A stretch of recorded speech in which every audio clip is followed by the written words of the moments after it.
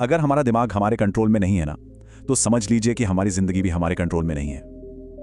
अब जरा एक ऐसे इंसान के बारे में सोचिए जिसकी फुर्ती बिजली से भी तेज थी, लेकिन उसकी असली ताकत उसकी मांसपेशियां नहीं बल्कि उसका दिमाग था। जी हां, बात हो रही है लेजेंडरी ब्रूस ली की। अक्सर दुनिया उन्हें सिर्फ एक महान फाइटर मानती है, लेकिन आज हम उन्हें एक अल्टीमेट एकेडमिक मेंटर के तौर पर देखेंगे। क्योंकि सच बताऊं, एक स्टूडेंट के लिए सबसे खतरनाक और सबसे बड़ी लड़ाई बाहर किसी एग्जामिनेशन हॉल में नहीं बल्कि खुद उसके दिमाग के अंदर चल रही होती है।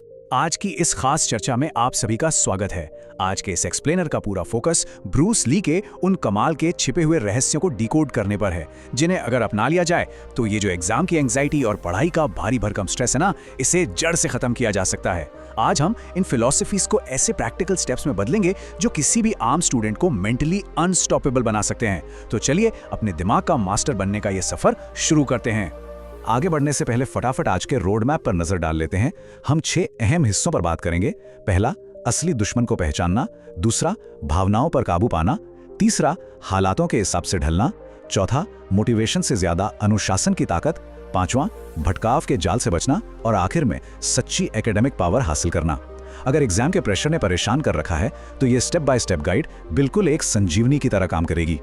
तो चलिए बिना किसी देरी के सीधे जंप करते हैं हमारे सेक्शन 1 पर, असली दुश्मन। हर सुबह एक बहुत ही जाना पहचाना स्ट्रगल शुरू होता है। जब आंख खुलती है तो मन में कुछ बड़ा करने का, सिलेबस खत्म करने का एक गजब का जज्बा होता है। बड़े बड़े गोल सेट किए जाते हैं, टाइम टेबल दीवार पर चिपक जाता है। बाहर से लगता है कि बस आज तो दुनिया पलट देनी है, लेकिन तभी अंदर से एक हल्की सी आवाज आती है, मुझसे नहीं होगा, मैं तो बहुत कमजोर हूं, अगर इस बार भी मार्क्स नहीं आए तो लोग क्या कहेंगे। और बस ये कोई मामूली डर नहीं है, ये वो सेल्फ डाउट है जो कॉन्फिडेंस को अंदर ही अंदर दीमक की तरह खा जाता है। असल में हार किताबों से नहीं, खुद से होती है। और यहीं पर ब्रूस ली की बात एकदम सटीक बैठती है। दुनिया की सबसे खतरनाक जेल लोहे की सलाखों से नहीं बनती, वो बनती है एक कमजोर माइंडसेट से। अगर अपने ही दिमाग पर कंट्रोल नहीं है तो पढ़ाई या लाइफ पर कंट्रोल तो भूल ही जाइए। प्रेशर झेल रहे किसी भी स्टूडेंट के लिए ये कमजोर माइंडसेट ही सबसे बड़ा ट्रैप है।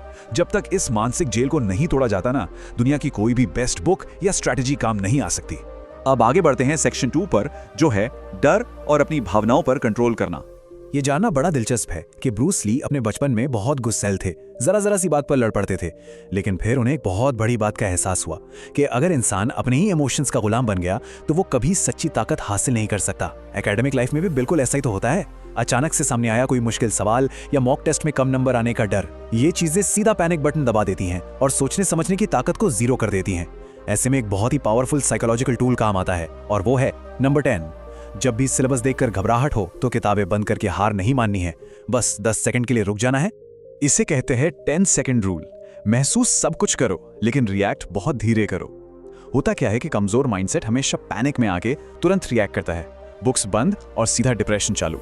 लेकिन जो स्ट्रांग होते हैं ना, वो कंट्रोल से चलते हैं। वो एक गहरी सांस लेते हैं और 10 सेकंड्स बाद सोचते हैं कि ओके, अब आगे क्या करना है। जिस दिन इस पैनिक बटन को कंट्रोल करना सीख लिया, मानकर चलिए कि एग्जाम्स की आधी जंग तो वहीं जीत ली गई। आइए अब चलते हैं सेक्शन 3 की तरफ, परिस्थितियों के हिसाब से खुद को ढालना। जब बड़े चाव से बनाया हुआ स्टडी प्लान फेल हो जाए या सिलेबस पहाड़ जैसा लगने लगे तो क्या किया जाए? ब्रूस ली की सबसे मशहूर फिलॉसफी इसका बड़ा खूबसूरत जवाब देती है, बी वाटर माई फ्रेंड, यानी पानी की तरह बनो। कभी बहते पानी को ध्यान से देखा है?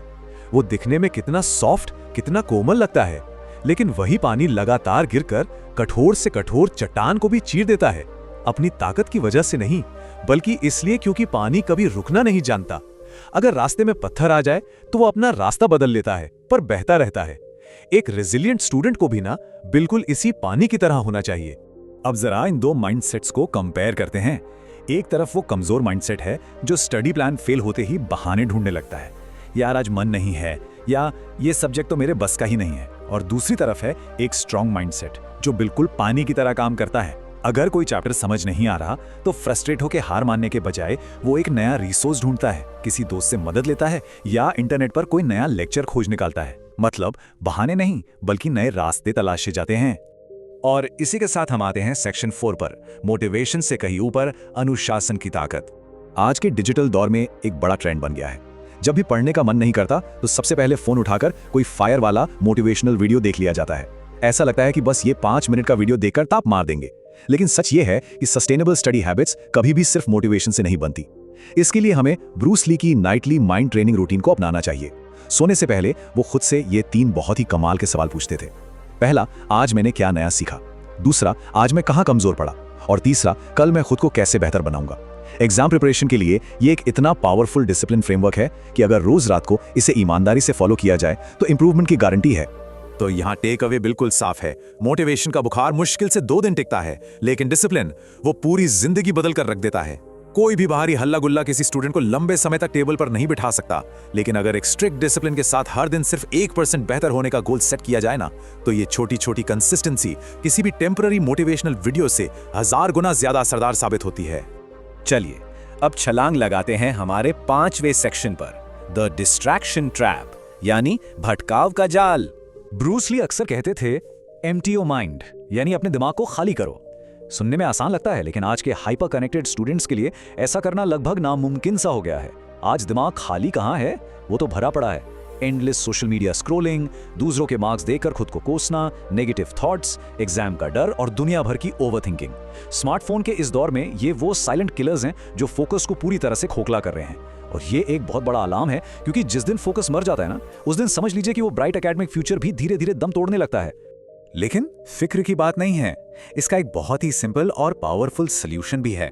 कुछ देर के लिए बस अकेले एकदम शांति में बैठना, उस फोन को उठाकर दूसरे कमरे में रख देना, पूरी दुनिया से डिस्कनेक्ट होकर इस साइलेंस को महसूस करना, क्योंकि यही वो मैजिकल साइलेंस है जो एक थके हुए ओवरलोडेड दिमाग की सारी क्लटर को क्लियर करता है और उसे एक लेजर शार्प फोकस्ड माइंड में ट्रांसफॉर्म कर देता है।